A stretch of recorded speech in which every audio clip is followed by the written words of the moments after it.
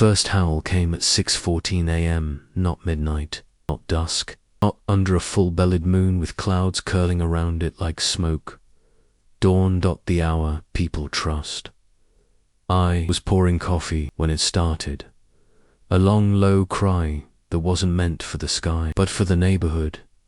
A sound that threaded through fences, slipped under doors, and crept along living room floors like fog with teeth. The mug rattled in my hand.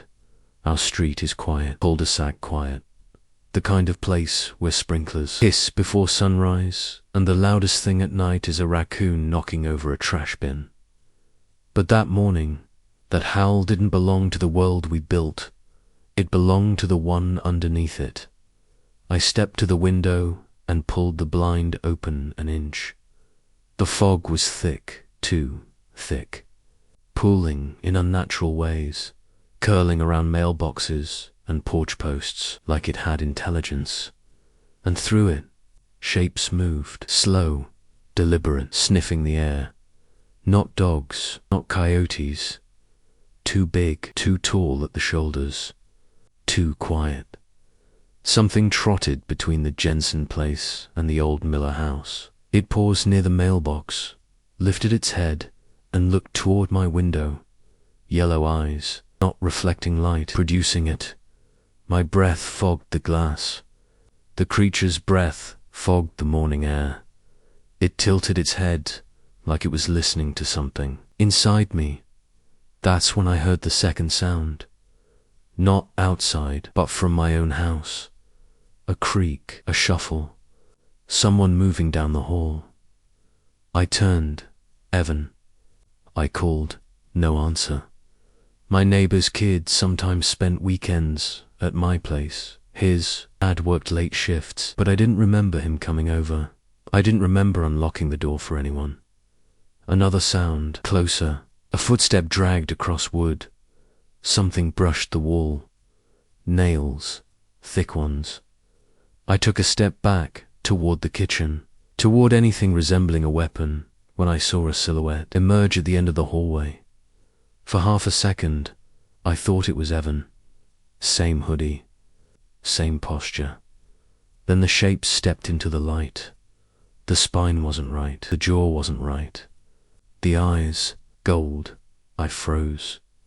He wasn't fully changed, not yet, but the bones under his skin were rippling, as if something inside him didn't know which shape it wanted.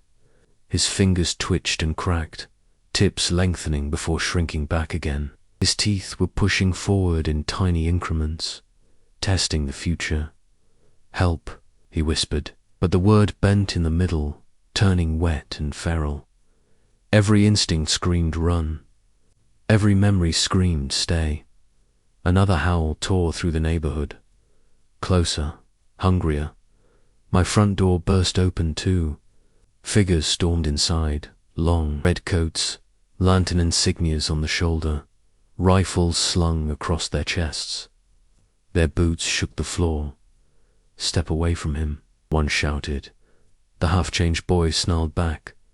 The hunters didn't flinch.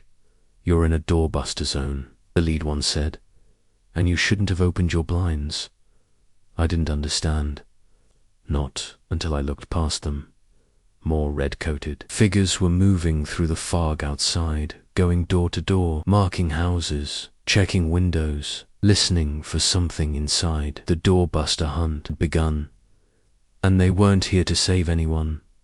They were here to see which of us had already changed. If you're still reading, don't look away.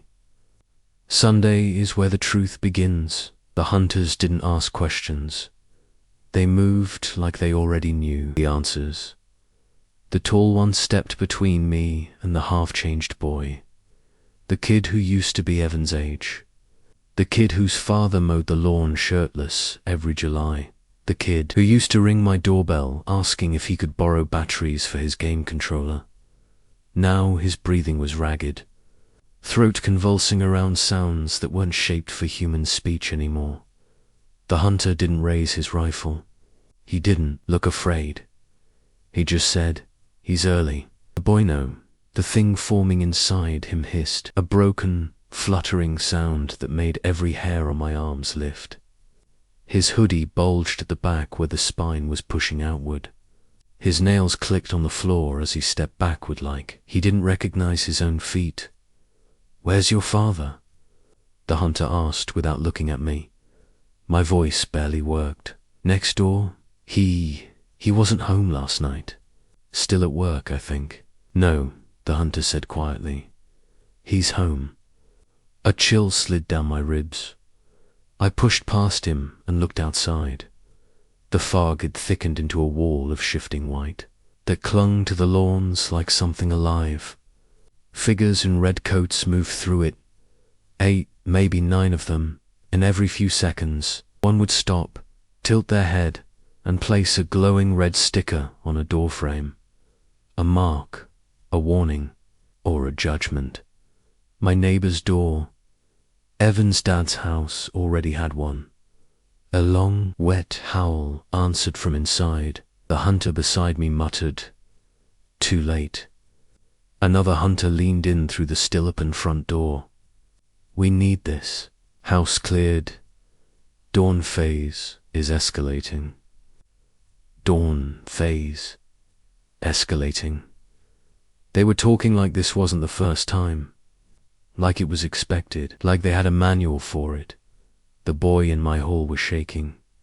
Spasming, drool threading from his liplet, a guttural choke. His jaws spasmed, teeth clacking together hard enough to crack.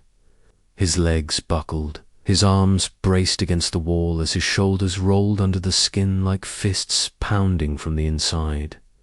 "Get back," the lead hunter said sharply. "I'm not leaving him," I shouted. "He's not yours," the hunter said. "And he's not himself." The boy lifted his head. His eyes weren't pleading anymore. They were tracking me. His nostrils flared. A shudder rippled down his spine. His pupils thinned into vertical slits, swallowing the gold. That's when something hit the house.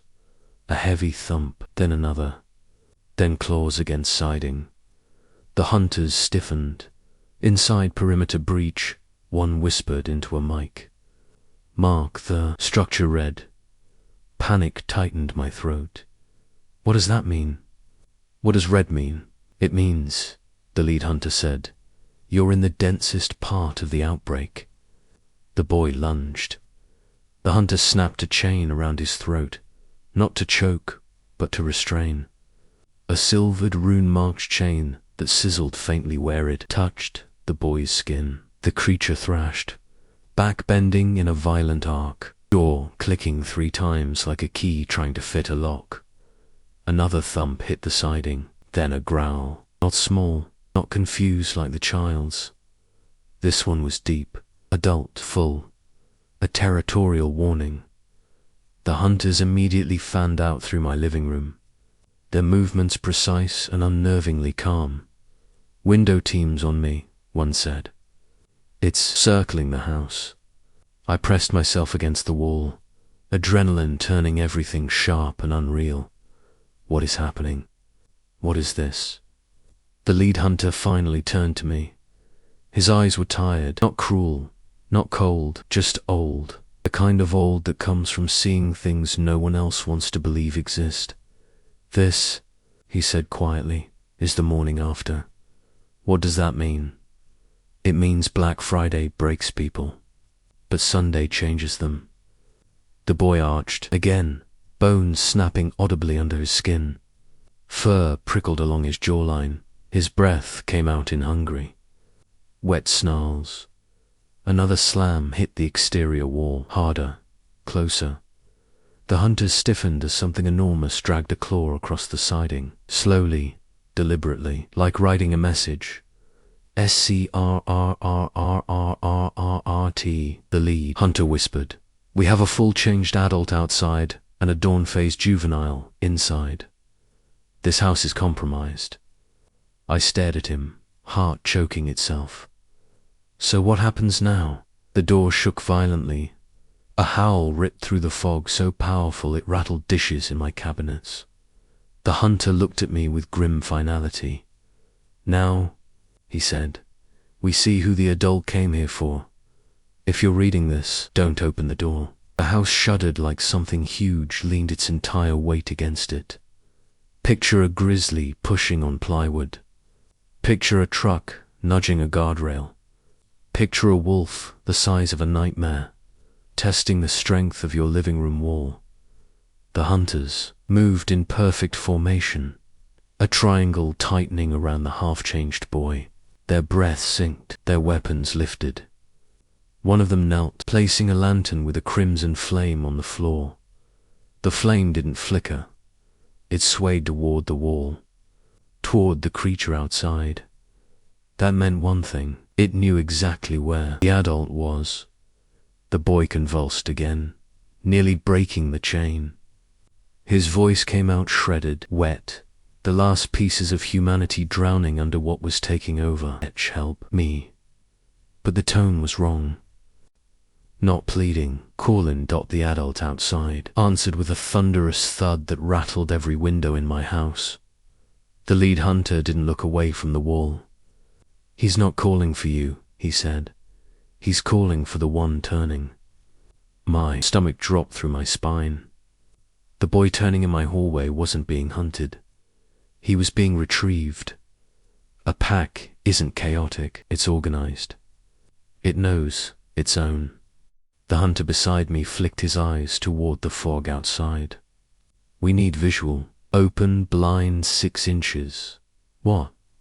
No, if we don't see it, we die in here, he snapped. He wasn't exaggerating. That wall wouldn't survive another hit. Hands trembling, I lifted the blind a few inches. Fog swirled, grass bent, something massive paced the length of my porch, its outline barely visible, but its presence unmistakable.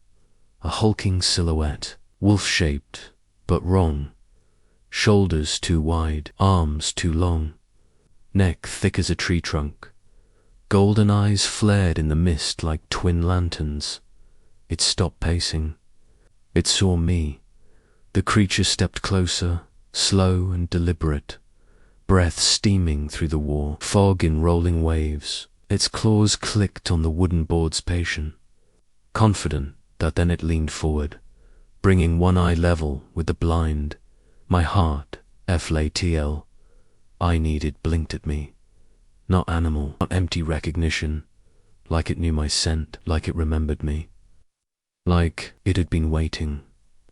A hunter grabbed my shoulder, back away. Now, I stumbled backward, knocking a lamp over. The creature outside followed my movement through the wall, sniffing, pacing, testing every inch of foundation between us. It wants him, the hunter whispered, nodding to the boy.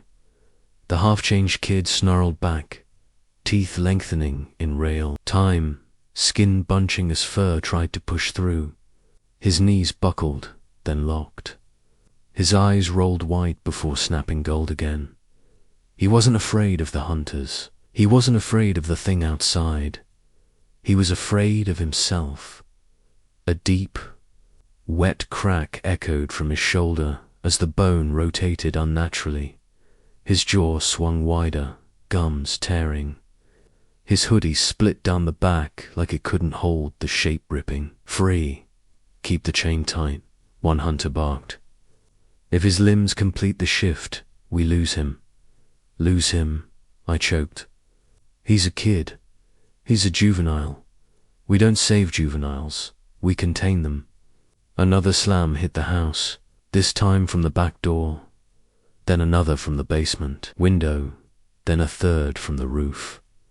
My blood iced over. The adult wasn't alone. They'd come as a unit, the lead hunter cursed under his breath. 3 signatures, minimum. The lantern flame danced violently, whipping in 3 separate directions. Adult pack triangulating the house, coordinating the breach. My living room became a coffin with windows. Why here? I demanded. My voice was shaking so badly it barely sounded like mine. Why my house? The lead hunter turned to me slowly. His gaze wasn't angry. It wasn't panicked. It was apologetic because you opened your blinds. That made no sense until I remembered. The moment I'd peeked out, the moment the first creature's eyes locked on mine, I didn't just see it. It saw me. I had made contact, a connection, a ritual acknowledgement. To a pack. That was an invitation. Another slam blasted the siding. Dust rained from the ceiling. The juvenile in chains whipped his head toward the sound, eyes blazing gold. His lips curled back into a snarl as his teeth stretched longer, sharper. He wasn't trying to escape the hunters anymore. He was trying to answer the call. The lead hunter snapped. They're breaching in 30 seconds. We need to move the juvenile before he finishes the turn. Thud. The entire foundation groaned. 20 seconds. The hunters tightened formation. 10 seconds. The lantern flame snapped sideways. 5. The hunters readied. Silver dot. 4. The juvenile roared, body swelling under the strain. 3. The roof creaked as something heavy crawled across it. The back window exploded. 1. The adult alpha came through the house. If you're still listening, keep breathing. This is where the hunt stops being about survival and becomes about selection. The alpha didn't crash through the window. It entered quietly, which was so much worse. The back window blew inward in a storm of glass and fog, but the creature stepped through like it owned the house, like it had the right to be there. Each movement deliberate, controlled, terrifyingly intelligent. The hunters froze, not because they were afraid, because they finally knew what they were dealing with. This isn't a stray, whispered the tallest hunter. This is a first blood alpha. My throat tightened. I didn't know what first blood meant, but every muscle in the hunters' bodies responded to it like a commandment carved in fear. The alpha was enormous, nearly 7 feet even without standing fully upright, muscles layered thick under shadow black fur, claws curved like scythes. Its snout was long, but its eyes were human-shaped, gold irises slitted pupils, and behind them, intelligence so sharp it felt invasive. It sniffed the air once and turned its gaze toward the boy in chains. The boy stopped struggling. He went eerily still, chest rising and falling in tiny, shallow breaths. His eyes locked onto the alphas, and something unspoken passed between them, a recognition deeper than family, more primal than fear. The alpha lowered its head, acknowledgement, submission, or a greeting. No. The lead hunter whispered, no, no, no. It can't be bonding this fast. The alpha shifted its stance, shoulders rolling, claws clicking across my hardwood floor, like it was performing some ancient ritual in my living room. The juvenile's transformation accelerated. His spine tore down the back of his hoodie, his teeth doubled in length.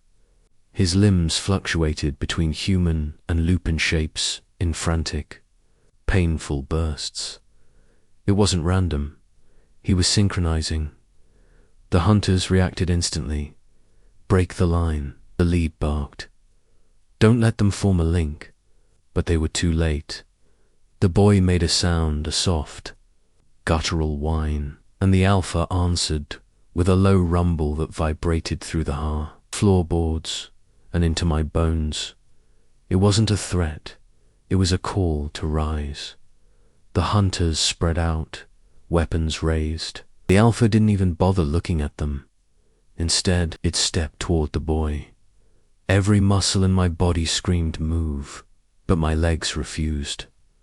Something about that presence paralyzed thought, not with fear, but with recognition. Because now that it was closer, I noticed something else. Something that made my skin crawl with a truth far older than Black Friday or panic or suburban fog. The alpha was familiar. It smelled like the moor, like the same metallic warmth from Saturday Night's Story, like the same old blood soaked into the ground where crowds gather. like something I had smelled before and never understood. It turned its gaze toward me without moving its head, and something behind my ribs, something buried under years of normal living, tugged once, a pull, almost a whisper. One of the hunters noticed. Eyes down, he snapped at me. "Don't let it mark you." But it was too late.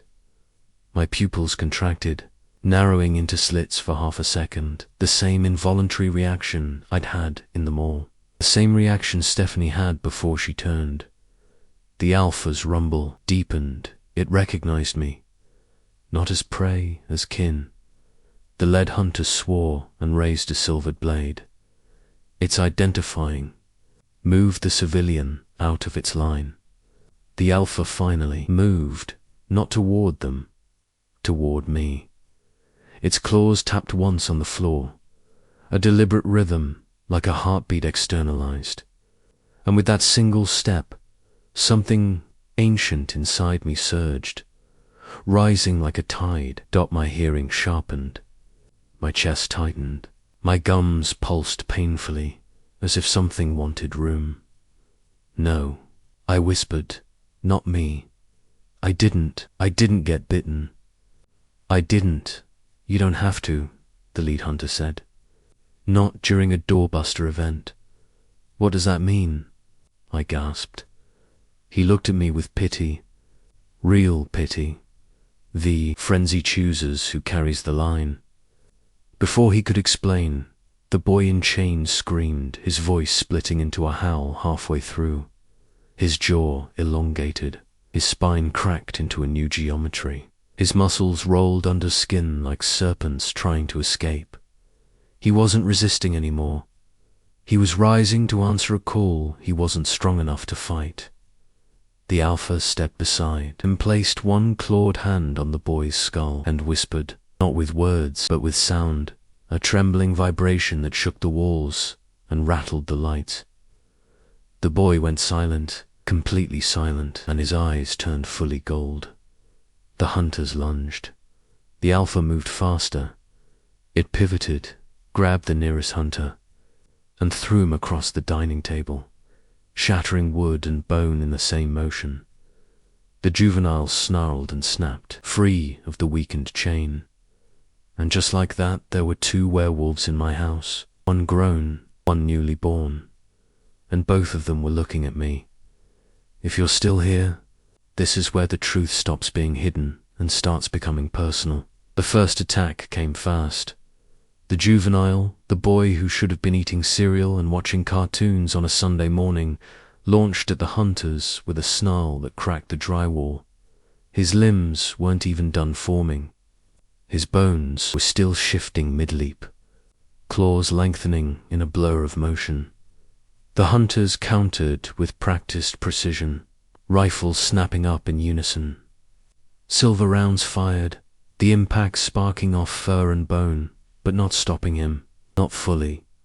He hit one hunter in the chest, sending him sliding across the wood floor like a rag doll. The alpha didn't join the brawl. It watched, studied, judged, dodged. Its eyes flicked to me again, not hungrily, but knowingly, like it was tracking something in the air around my body. Something only it could smell. A tremor shot through my spine. I staggered into the hallway, clutching the wall. My hearing sharpened, every breath in the room split into layers. My jaw throbbed like something inside was testing the hinges. My nails tingled, pressure building beneath them. "No," I whispered, shaking. "Not me. I'm not part of this. I'm not," my voice cracked mid-sentence. "Not emotionally, physically." Like my vocal cords had stretched too tight for a second. I slapped a hand over my mouth. The hunters saw it. The alpha saw it, and the juvenile, mid-frenzy, jerked its head toward me like an arrow, sensing its true target. One hunter grabbed my arm. "You need to get out of this house now. You said no one leaves during a breach. That was before we realized it marked you." Marked, marked, marked, the word drilled down into my ribs. Another hunter was thrown across the room, smashing into my bookshelf. A spray of splinters rained down. The alpha stalked behind the juvenile, each step measured, its eyes flicking between the boy and me. The pack wasn't chasing the hunters, they were herding them out of the way, herding the threat away from the one it wanted, the one it recognized. Me. Why? I shouted, voice warping on the last note. I didn't do anything. The lead hunter didn't look at me. He didn't have time, but he answered. You made eye contact. My lungs seized. That's all it takes during a doorbuster surge, he continued. The frenzy isn't just infection. It's instinct, recognition, blood heritage memory. That's insane, I choked, gripping the wall as my knees started to buckle. Another tremor hit my ribs, harder. You're fighting it, the hunter said. But that thing, he pointed at the alpha, it sees you as one of its own. The alpha growled softly, not at him, at me, like a command. The sound vibrated through my bones. My heartbeat synced with it for too long. Horrible seconds before I forced myself to look away. The room tilted, my vision doubled. Under my skin, something pulsed in rhythm with the alpha's growls. Ancient, instinctual, awakening like an old wound remembering how to burn. No, this isn't real, I whispered. My voice fluctuated again, dropping half an octave before snapping back. The hunter's grip tightened. Keep your eyes down. Don't look at it again. Another hunter screamed as the juvenile clamped its jaws around his arm. Blood sprayed across the tile. The packling ripped backward, tearing flesh. The sound slick and final. The alpha growled, not approving, not scolding. Teaching the juvenile's eyes widened. It remembered something. Something passed down through instinct, not training. And then it moved differently, more deliberate, more precise. A true pack movement. Another hunter loaded silver. We need to fall back. The lead shouted, cover, the civilian, move him. But the juvenile had already turned its head toward me. It launched. The lead hunter shoved me backward into the hallway, just as the young werewolf barreled through, snapping its jaws inches from my throat. Its claws raked the wall, shredding wallpaper like leaves. I crawled backward on my elbows and heels, breath gone, throat burning. Halfway down the hall, my hand landed in something warm. Wet, sticky, blood, hunter blood. I slipped, fell, scrambled up, and that's when the next tremor hit. This one wasn't subtle. My spine arched violently, a bolt of agony ripping down it. My fingers curled involuntarily, nails digging into the floor as if trying to claim territory. My teeth clenched, and something shifted behind them. A whimper escaped my throat. Not words, not human. Oh God, I gasped. I'm changing. You're resonating, the lead hunter corrected, yanking me to my feet. Not changing, not yet. But the alpha is forcing your body to respond. It wants you alive. It wants you aware. Why? To decide. To decide. What? The hunter hesitated, whether you're pack or prey. The alpha stepped into the hallway then, filling it top to bottom, eyes fixed on me with unbearable recognition. Behind it, the juvenile prowled close, sniffing the air, waiting to see what I became. The lead hunter raised his blade. Run, he whispered. If you stay here, you won't get to choose. If your heart is shaking right now, good. This is the moment everything you thought about werewolves breaks. I ran, not because I chose to, but because something inside me jolted like a trapped animal, finally sensing open ground. My legs moved before thought. My breath tore through my throat in burning, ragged bursts. The hallway stretched ahead like a tunnel to some ancient judgment. Behind me, the alpha's roar shattered the air. Not a hunting roar, Not a territorial roar, a summoning, the kind that made my bones vibrate and my lungs stutter mid-breath. The kind that told wolves where to run and told me I wasn't running fast enough. The lead hunter sprinted beside me, dragging me by the collar. Keep your head forward. Don't listen to it. But how do you ignore a sound your DNA recognizes? The crescendo of claws behind us tore gouges in the hardwood. The juvenile bounded on all fours, half-formed limbs cracking and reforming, mid-dash stride. The alpha followed quietly, too quietly. It wasn't trying to catch me. It was letting the choice bleed. We reached the kitchen. The hunter shoved me toward the back door. Out. Now. He raised his silver blade as the juvenile lunged through the doorway, fangs bared saliva slinging off its jaw. The hunter blocked with the flat of his blade, sparks screeching off the silver as the creature slammed into it. The impact launched the hunter into the cabinets, collapsing them around him. I froze. The juven's head snapped toward me, nostrils flaring. It smelled something in me. Not fear, recognition, a thread connecting me to them. It growled, lowering itself to pounce, then stopped. Because the alpha stepped into the kitchen, filling the doorway, filling the world. Every instinct in me snapped, taut, fight, flee, submit. I didn't know which belonged to me, and which belonged to the thing awakening in my blood. The alpha locked eyes with me again. Everything else fell away. No hunters, no juvenile, no kitchen, no house. Just those two golden eyes and the ancient pool between them. My knees weakened, my fingers curled involuntarily. My chest heaved like it couldn't get enough air. Something pushed under my skin, a pressure rising from my spine, crawling toward my jaw, pulsing in my fingertips.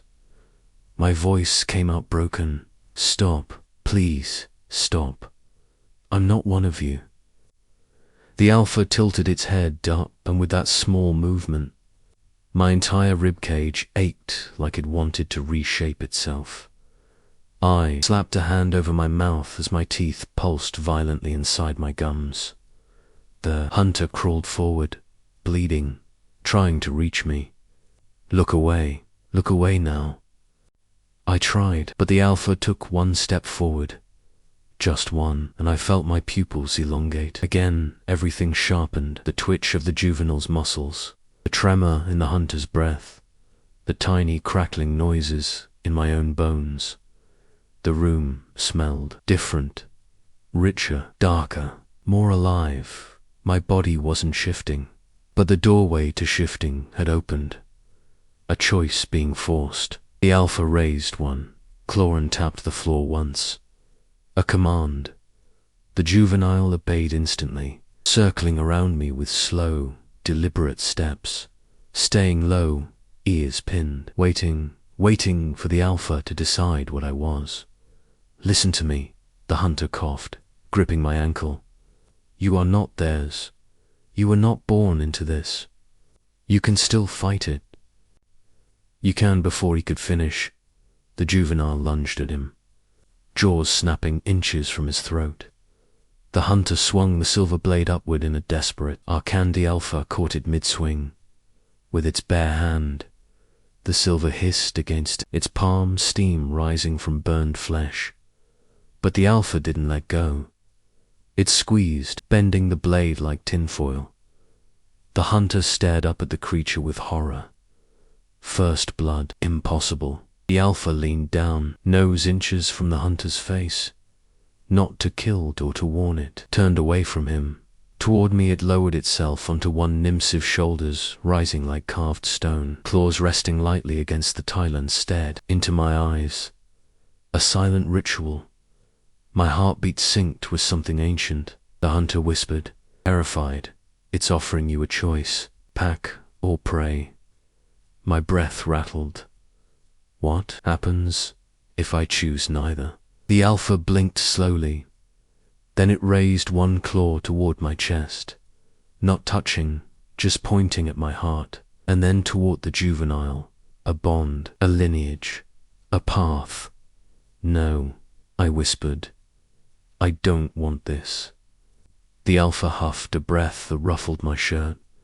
Then a sound split the kitchen. A shotgun blast.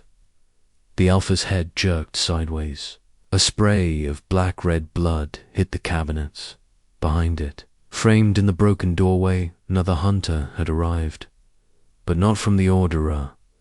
A woman with a lantern carved into her throat like an old brand. Her voice was cold iron.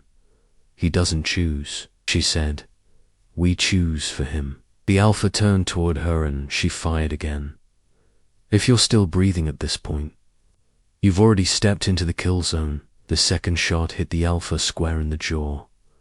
The creature staggered not far, not even a full step, but enough for the juvenile to whine and recoil as if the blow had landed on him too. Their connection was visceral, immediate, and unbreakable.